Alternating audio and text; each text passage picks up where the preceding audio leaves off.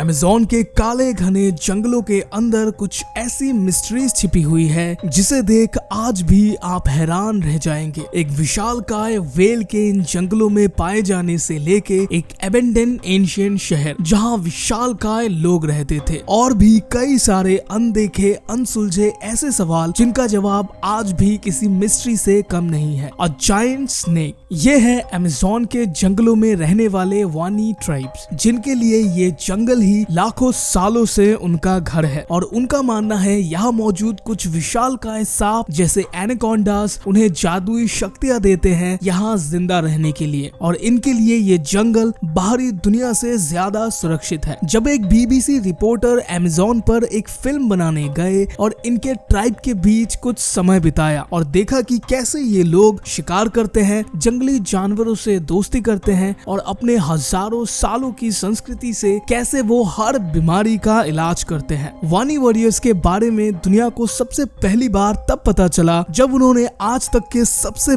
बड़े एनाकोंडा को पकड़ा था। ये माइटी क्रीचर्स दुनिया के कुछ सबसे बड़े और भारी सांपों में से एक है। एक वयस्क एनाकोंडा का वजन 100 से 220 किलो तक हो सकता है और इनकी लेंथ 4 से 5 मीटर तक की हो सकती है। लेकिन रिसेंटली कुछ रिपोर्ट्स के मुताबिक अमेज़न में 10 मीटर यानी लगभग 32 फीट लंबे एनाकोंडा को देखा गया है, और आज तक का मेजर किया गया सबसे बड़ा एनाकोंडा लगभग 33 फीट लंबा और 440 किलो वजनी था। बर्ड ईटिंग स्पाइडर, यह है अमेज़न जंगलों में पाए जाने वाले मकड़ियों की एक ऐसी प्रजाति जिनका वजन 170 ग्राम तक हो सकता है, जो आम मकड़ियों से कई गुना भारी भरकम होते हैं, और इन्हें गोलाइथ बर्ड ईटिंग स्पाइडर कहा जाता है। जैसा कि इसका नाम बर्ड ईटिंग स्पाइडर है, लेकिन ये पक्षियों को नहीं खाते, लेकिन ये चूहे जैसे बड़े मैमल्स को ऑब्वियसली अपना शिकार बनाते हैं, और इनके हर वार में ये अपने 1 इंच लंबे दांतों से एक जहरीला न्यूरोटॉक्सिक वेनम अपने शिकार के बॉडी में इंजेक्ट कर देते हैं, जिससे शिकार की दिल की धड़कन फौरन रुक जाती है और बॉडी धीरे धीरे पैरालाइज्ड होने लगती है, जिसके बाद ये अपने शिकार को बिना चबाए ही खा जाते हैं। जी हाँ, ये मकड़ी खाने के लिए अपने दांतों का इस्तेमाल नहीं करते। ये अपने शिकार पे एक तरह की एक लिक्विड स्प्रे करते हैं जिससे शिकार की मांसपेशियां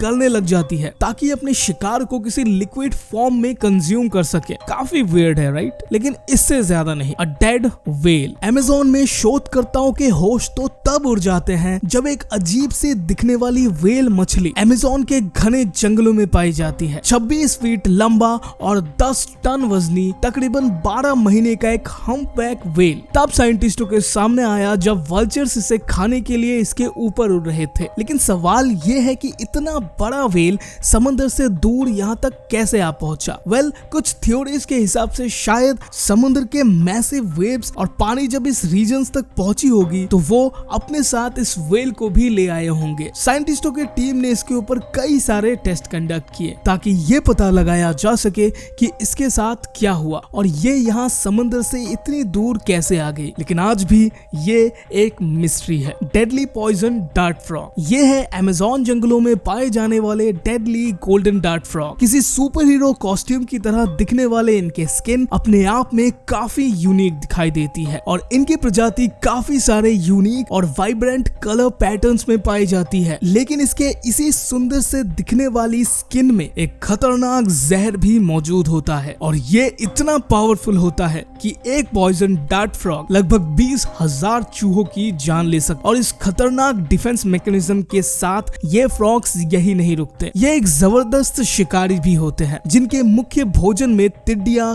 कीड़े और इंसेक्ट शामिल होते हैं। और अगर हम इंसान गलती से भी इन्हें छू ले तो इनका जहर सीधा हमारे नर्वस सिस्टम पर अटैक करती है, जिसके बाद हमें मसल क्रैम्प्स और हार्ट डिजीजेस जैसे प्रॉब्लम्स तक को फेस करना पड़ सकता है। अमेज़न लिजर्ड्स, पूरे रेप्टाइल स्पीशीज की ये एक और इकलौती छिपकली है जो पानी में दौड़ सकती है। लेकिन कैसे? वेल, इन छिपकलियों का वजन हल्का और टांगे चौड़ी और फैली हुई होती है। ये छिपकली सिर्फ अपने पीछे के पैरों का इस्तेमाल करके स्टैंडिंग पोजीशन में पानी की सतह पर भागती है। ये पानी की सतह में इसीलिए भाग लेते हैं क्योंकि इनके पैर आकार में बड़े और पैरों की उंगलियां त्वचा से ढकी हुई होती है, जो पैरों में हवा को अवशोषित करने में मदद करती है। और ये छिपकलियां 3 स्टेजेस में पानी में दौड़ते हैं: स्लैप, स्ट्रोक और रिकवरी। स्लैप के दौरान पैर मुख्य रूप से नीचे की ओर बढ़ता है, वही स्ट्रोक के दौरान पैर पीछे की ओर जाता है और रिकवरी के दौरान पैर पानी से ऊपर और बाहर निकलता है। और पानी में लगातार चलते रहने के लिए इन स्टेप्स को लगातार रिपीट किया जाता है। आमतौर पर ये छिपकलियां पानी में सीधे खड़े रहने के लिए लेटरल रिएक्शन फोर्सेस का इस्तेमाल करते हैं और ये इतनी तेज दौड़ते हैं कि वो डूबने से पहले ही पानी के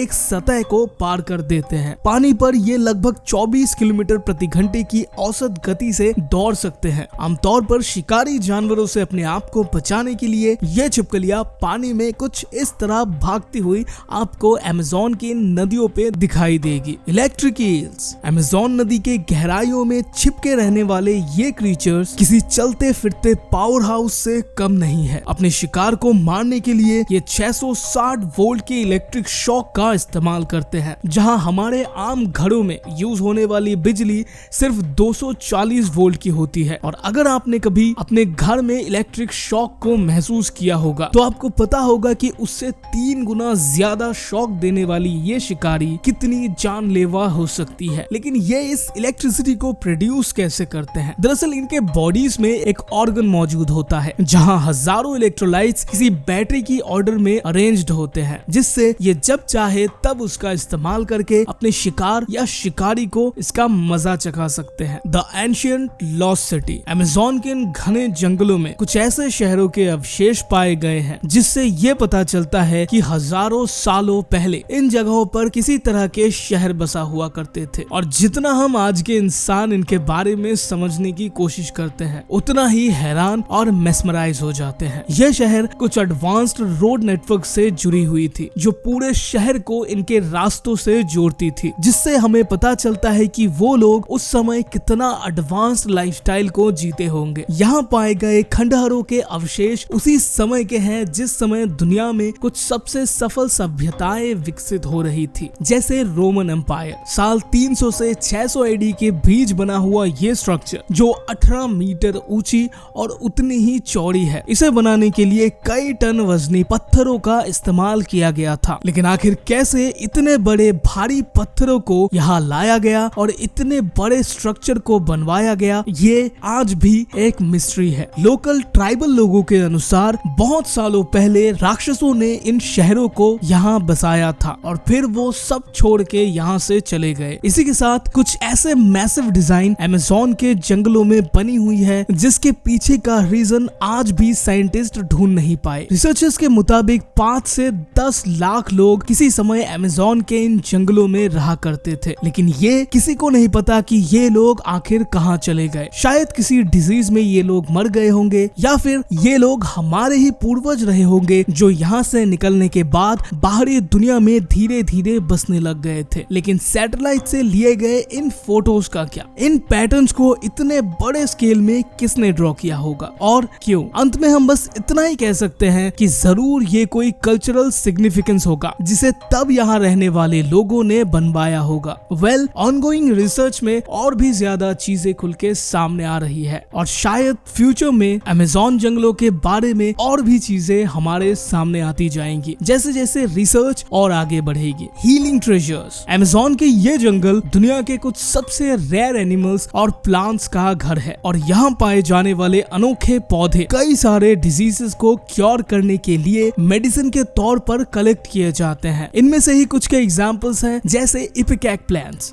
ये पौधे और इनके जड़ों से एक खास मेडिसिन बनाई जाती है जिससे किसी भी तरह की गैस्ट्रोइंटेस्टाइनल ट्रैक्ट की समस्या जैसे कि डायरिया, फीवर्स, इवन की ब्रोंकाइटिस और एस्थमा तक में यूज किया जाता है। और भी कई हजारों तरह के प्लांट्स के ऊपर हर दिन लैब में रिसर्च किया जा रहा है। शायद आज के दिन मौजूद कुछ सबसे खतरनाक बीमारियों का इलाज भी हमें इसी जंगल से मिले। Unknown creature. अमेज़न जंगलों के बीच जहां कुछ सबसे मिस्टीरियस क्रीचर की कहानियां यहाँ के लोकल ट्राइबल कम्युनिटीज में फेमस है। इनमें से ही एक है एक सिंग वाला दैती। साल 2007 में एक 15 साल का बच्चा जो अपने स्कूल प्रोजेक्ट के लिए अमेज़न में घूमने गया था, उसने ये फोटो कैप्चर किया। किसी इंसान की तरह 2 पैरों पे चलने वाला ये जीव जिसके माथे पर से सींग निकले हुए हैं। इसे इंटरनेट में डालते ही लोगों के बीच इसे लेके कॉन्स्पिरेसीज बनना शुरू हो जाती है। कुछ लोकल लोगों के हिसाब से उन्होंने पहले भी कुछ ऐसे ही दिखने वाले क्रीचर्स को अमेज़न में घूमते हुए देखा है, लेकिन आज तक इसकी भी मिस्ट्री सॉल्व नहीं हो पाई और ये फोटो आज भी इंटरनेट पर मौजूद है। इसी की तरह यहाँ मौजूद क्रीचर्स और इस जंगल से जुड़े कई सारे सवाल आज भी अनसुलझे हैं। द बॉइलिंग रिवर, ये 25 मीटर गहरा और 6 मीटर चौड़ी नदी का पानी 24 घंटे 7 दिन उबलता रहता है और पूरे दुनिया में ये एक और इकलौता नदी है जिसका पानी लगभग 110 डिग्री से भी ज्यादा टेम्परेचर में उबलता है। अमेज़न के हुआनकू हाई फॉरेस्ट में लेबोमा रीजन, जहां आशानिनका ट्राइब्स रहते हैं, उन लोगों के मुताबिक इस खौलते पानी का राज है याकुमामा, एक जायंट सांप जो इस नदी की माँ है और इस नदी में मौजूद 105 डिग्री उबलते पानी के पीछे वही जिम्मेदार है। ये नदी किसी भी जानवर के लिए मौत का आखिरी फरमान है। लेबोमा कोई आम नदी नहीं है। जो भी क्रीचर्स इस नदी में एक्सीडेंटली गिर जाते हैं वो कभी जिंदा बाहर नहीं आ पाते। इसके पीछे का जो साइंटिफिक रीजन है वो ये है कि ये पानी धरती के नीचे मौजूद लावा के कांटेक्ट में आने से इतना हाई टेम्परेचर में हर समय ये बॉयल होती रहती है। Well, it's pretty obvious. इसी तरह यहाँ मौजूद क्रीचर्स और इस जंगल से जुड़े कई सारे सवाल आज भी अनसुलझे हैं। हमें कमेंट्स में बताइए कि आपको इनमें से कौन कौन से फैक्ट्स के बारे में आज पता चला। Thank you so much for watching this video. मिलते हैं नेक्स्ट वीडियो में ऐसे ही किसी मजेदार टॉपिक के साथ।